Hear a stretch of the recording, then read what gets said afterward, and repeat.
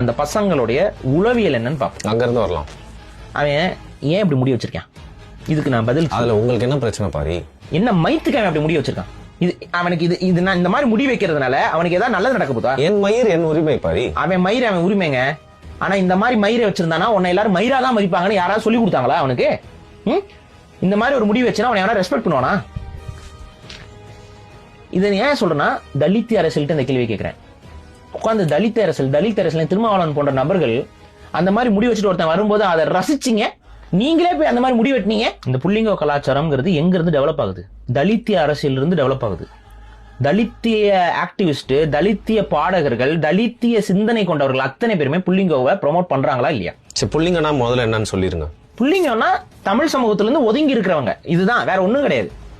தமிழ் ஐடென்டிட்டிக்குள்ள நாங்க வரமாட்டோம். நாங்க தமிழ் பேசுவோம், எல்லாம் பண்ணுவோம், ஆனா தமிழ் ஐடென்டிட்டிக்குள்ள வரமாட்டோம். நாங்களாம் தலித்.